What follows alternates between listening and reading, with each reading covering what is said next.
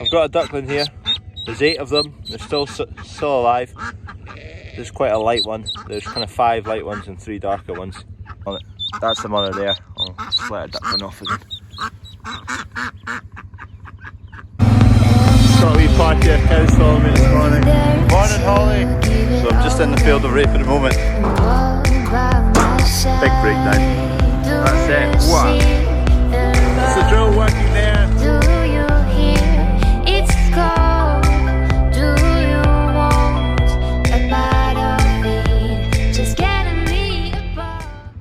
We're not totally convinced about the sunflowers at the moment. We may consider re-sowing them. There's kind of patches in amongst that have seemed like they've been wiped out by slugs. They've definitely been hammered by slugs. I mean, there's one there, goosed by slugs. There's another one, goosed by slugs. They went in good condition, then just after they came through it's just been soaking wet, which the slugs love the moisture. So there's nothing we can do at the moment anyway. Couldn't get the drill out, it's too wet to drill, so wait and see when the weather dries up and make a decision then. Load of red diesel in this morning. That's what the tractors use. There she is again, still no calf. You can see her back end, there's kind of pus coming out. That's kind of an indication, as well as up here there's ligaments that just sit there and they drop down slightly just before they're going to calve. Kind of signs that they're opening up, ready for the calf to move up and out. Possibly going to need to empty this shed at some point. There's wood coming and joiners going to be sealing off this building to make it more of kind of a sealed store unit. Here's all the timber for this shed here. So this is definitely wider than that opening. Just have to go at an angle and try and push this corner in and then shift it all across. So last part there, I managed to squeeze them in behind that compost. I'll get the other one just in here. Basically, you go at an angle, well, try to, and then once that's past the corner, you can just swing that corner around and it fits. It's a bit of a squeeze manoeuvring this forklift with big items on the pallet in this shed. This is an old straw shed, so it was built when forklifts were a good lot smaller and machines were all smaller, so it's kind of a struggle with your moving in about it. So the plan is basically to line this whole shed, insulate it, seal it off. We'll probably then buy like a warehouse pallet, a wee one, just to nick about in here, possibly like a wee electric one or something, and this will all have racks in it so we can store goods for the shop and certain bits of the farm. Just add a bit more space. You get a lot more space out of racks than you do just off one big floor area. Just going to weld this overhang on, rain protector. Got the welder on, just turned the gas on. It's the shielding gas, and so this prevents oxidation when you're welding. That's it welded up, so you can see it's a lot more rigid than when it was that kind of flimsy sheet. So this will act as a rain guard up the top.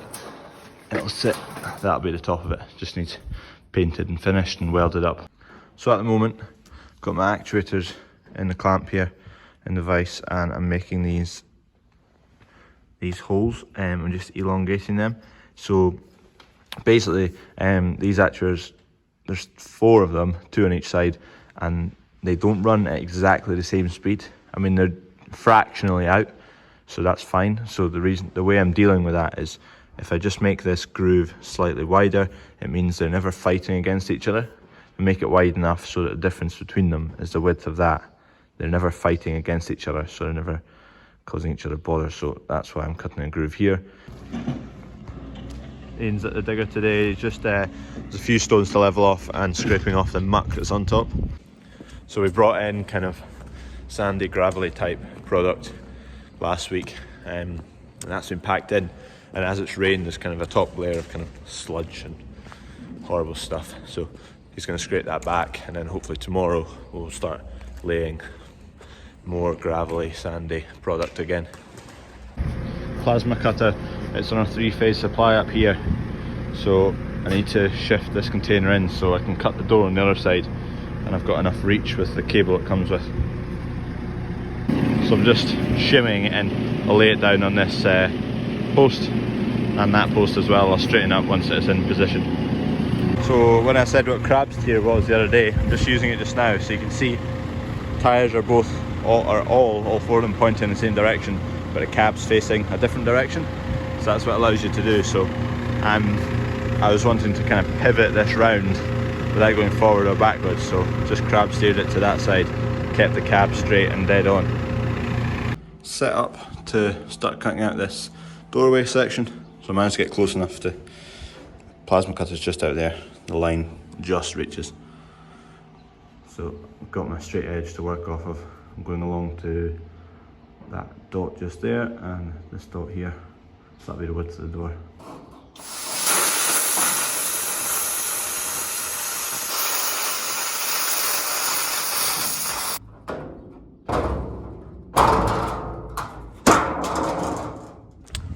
One doorway, I need to frame it, frame the panel that came out, make a door out of it.